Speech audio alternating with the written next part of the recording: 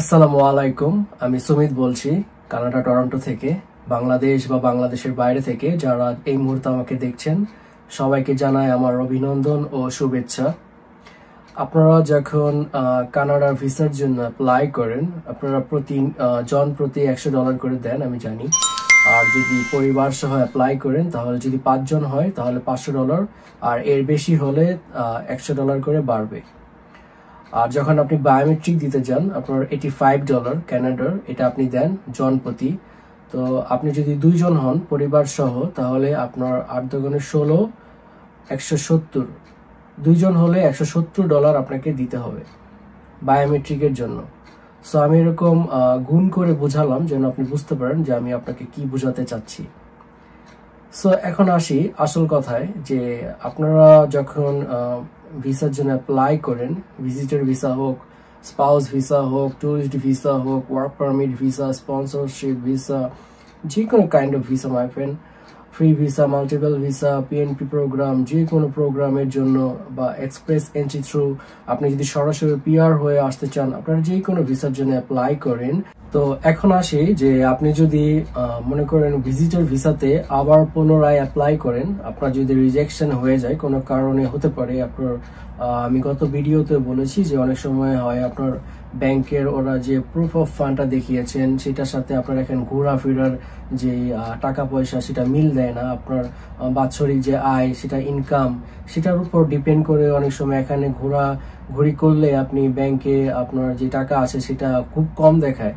So আপনারাও চেষ্টা করবেন যেন আপনাদের বাবা মা বা আপনাদের কেউ যদি ব্যাংক স্টেটমেন্ট দেখাতে পারে, প্রুফ অফ ফান্ড দেখাতে পারে যে ও ওখানে ঘুরতে গেলে আমি ওকে সাহায্য করব, বা আপনার জায়গা সম্পত্তির পেপার যদি থাকে আপনি দেখাবেন যে আমি যদি এখানে ঘুরতেও আসি, টাকা পয়সা সমস্যা হলে আমার দেশে প্রপার্টি আছে, আমি সেটা বিক্রি করে হলেও কোনোভাবে আমার দেশে ফিরে যেতে পারবো।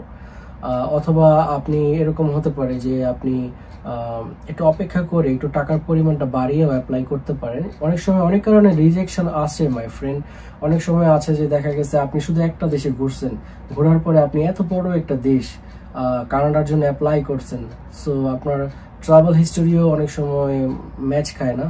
সো আপনার যে অনেক সময় নামের ভুল থাকতে পারে, যেমন আপনার সাথে আপনার সন্তানের নামের একটা ভুল আছে, বা আপনার পাসপোর্টে যে নামটা দিয়েছেন আপনার অন্যান্য সার্টিফিকেটের সাথে নামটা ভুল আছে।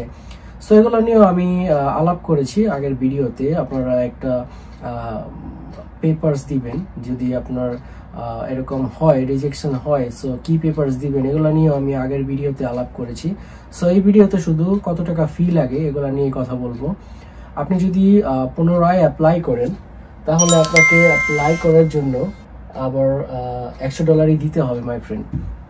আর $100 যদি আপনি দেন, সো আপনি কিন্তু আগের বার অ্যাপ্লাই করার সময় $100 দিয়েছিলেন, আর এখন যদি আপনি পুনরায় অ্যাপ্লাই করেন আবার আপনাকে $100 দিতে হবে। কিন্তু যদি আপনি ধরেন আপনি ভিজিটর অ্যাপ্লাই করেছিলেন কিন্তু আপনার $100 দেওয়ার পরে আপনি ওই ভিজিটর ভিসাতেই থাকতে চাচ্ছেন, ঠিক আছে, তাহলে আপনাকে আরো $100 দিতে হবে। আর এটাকে বলে এক্সটেনশন, বা আপনি যে কোনো কিছু বলতে পারেন আপনার ভাষায়। কিন্তু যদি ধরেন আপনি ট্যুরিস্ট ভিসাতে ছিলেন, ট্যুরিস্ট ভিসাতে আপনার রিফিউজাল এসেছে যে কোনো কারণেই হোক, সো আপনি ট্যুরিস্ট ভিসা থেকে আপনার যে ভিসা স্ট্যাটাস সেটা আপনি পরিবর্তন করতে চাচ্ছেন। এখন আপনি পরিবর্তন করে আপনি ভিজিটর ভিসাতে কনভার্ট হবেন, তার জন্য আপনাকে $239.75 কানাডিয়ান ডলার দিতে হবে। আর বায়োমেট্রিক দেওয়ার সময় তো আপনার $85 লাগবেই জনপ্রতি। আপনি যে কোনো ভিসাতেই অ্যাপ্লাই করেন মাই ফ্রেন্ড, $85 আপনাকে দিতে হবেই।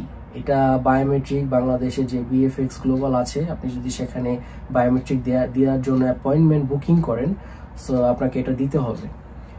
এখন আসি যে আপনি যদি মনে করেন যে স্পন্সরশিপ ভিসার জন্য অ্যাপ্লাই করেন, স্পাউস ভিসা হতে পারে, আপনার যে কোনো কাইন্ড অফ ভিসা হতে পারে মাই ফ্রেন্ড, আপনার $1,205 এটা হচ্ছে আপনার অ্যাপ্লাই করার জন্য, কেমন?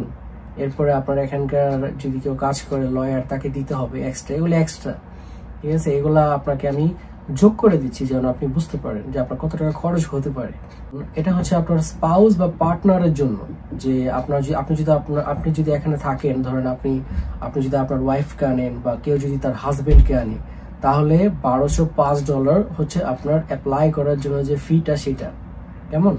এটা কিন্তু রিনিউ না, এটা আপনি অ্যাপ্লাই করার জন্য, নতুন অ্যাপ্লাই করছেন, কেমন। $1200, $1205 হতে পারে, একটু উঁচু নিচু হতে পারে my friend, up and down করে অনেক সময়। সো আপনি চেষ্টা করবেন যেন এগুলো আপডেট রাখার জন্য, যে আসলে কি করা যায়, কত টাকা। আমি এখন বলছি দেখে আপনি কারোর সাথে ঝগড়া লেগে যায় না যে সুমিত ভাই বলছে এত টাকা লাগে, আপনি এত বাড়িয়ে কেন বলছেন। অনেক সময় উঁচু নিচে হয়, কিন্তু এত বেশি যায় না, কেমন। একটা রেঞ্জের মধ্যে থাকে, সেই রেঞ্জটা আমি বলে দিচ্ছি, এরকমই হয়। এরপরে আপনি যদি আপনার স্পাউসকে অ্যাপ্লাই করলেন তাহলে এত টাকা লাগলো, কিন্তু আপনি যদি আপনার সন্তানকে বা আপনার সন্তানের ধরেন আপনি আপনার ব্লাড রিলেটেড কেউ আর কি, যে আপনার সন্তানের বয়সে, তাহলে $170 আপনাকে দিতে হবে এই অ্যাপ্লাই করার জন্য। সো $170 বাংলাদেশের ধরেন 15 থেকে 16,000 টাকার মধ্যে আসে আর কি। এরপরে আপনার বায়োমেট্রিকের ফি এক্সট্রা $85। আর যদি রিজেকশন হয়ে যায় বা কোনো কিছু হয়ে যায়, তার জন্য আবার অ্যাপ্লাই করার সময় আবার এই টাকাই দিতে হবে। সো এগুলাই ছিল আসলে কানাডাতে অ্যাপ্লাই করার জন্য যে টাকা পয়সাগুলো লাগে। আমি কিছু অ্যাড করে দিই যে আসলে আপনি যদি ইসিএ করতে যান, ইসিএ করলে আপনার 50 থেকে 60,000 টাকা বাংলাদেশে লাগে যারা ওয়ার্ক পারমিট আসেন, কারণ এটা আপনাকে অ্যাপ্লাই করার জন্য লাগে। ইসিএ বের করা একদম সবকিছু নিয়ে, কেমন। ওএস রেজিস্ট্রেশন একটা ফি দিতে হয়, বা আপনি যাই করেন, হ্যাঁ। আপনি ডিএচএল এ যদি এটা আনেন, ডিএচএল কেও কিছু খরচ দিতে হবে, 7-8 হাজার টাকা দিতে হয়। আপনি যদি আইএলস দেন, এখন আইএলসিতে গেলে আপনি যদি জিটিতে দেন বা একাডেমিকে দেন, আপনার 30,000 টাকার উপরে লাগবেই। আপনি যদি মেডিকেল দিতে যান, মেডিকেল যে মেডিকেলটা আছে, আপফ্রন্ট মেডিকেল যারা দেয়, বায়োমেট্রিকের আগে দিয়ে ফেলে অনেকে, সেখানে 8,000 টাকা লাগলো। সো এরকম আপনি যদি সবকিছু হিসাব করেন, হিসাব করলে আপনার কত টাকা আসে, আপনি একটা রেঞ্জের মধ্যে থাকতে পারবেন যে আমার এত টাকা আসে, আমার এত টাকা। বা আপনি চাইলে আপনি কারোর সাথে আলাপ করতে পারেন। আপনি অনলাইনে বড় বড় আইআরসিসি লয়াররা আছে যারা কিনা কনসালটেন্ট, ইমিগ্রেশন কনসালটেন্ট, আপনি তাদের সাথে কথা বলতে পারেন। আমার এই ভিডিওতে আপনারা যাই ইনফরমেশন নেন না কেন, আপনাদের যদি কোনো কোশ্চেন থাকে আপনারা অবশ্যই কমেন্টসের মধ্যে লিখবেন, কারণ হয়তোবা আমি ওরকম করে আপনাকে বোঝাতে পেরেছি কিনা আমি জানি না, তবে আমি চেষ্টা করেছি আপনাকে বোঝানোর জন্য যে এইভাবেই আপনি যদি অ্যাপ্লাই করেন, যেইভাবেই অ্যাপ্লাই করেন আপনি আগে বা রিফিউজাল হওয়ার পরে, সো আপনার এরকম খরচ হবে আর কি। সো যারা নতুন বা পুরাতন আমার চ্যানেলে, আমি সবসময় বলি যে আমার চ্যানেলটা সাবস্ক্রাইব করে দেন, আর নোটিফিকেশন যে বেলটা সেটাও ক্লিক করে দেন, যেন ইন ফিউচার আমি কোনো ভিডিও দিলে সবার আগে আপনার কাছে পৌঁছে যায়। ভিডিওটা শেয়ার করে দিন, আর নিচে থ্যাঙ্কস অপশনে গিফট করতে চান গিফট করে দিন, আমি অনেক খুশি হব যে আমার সাবস্ক্রাইবাররা আমাকে গিফট করেছে।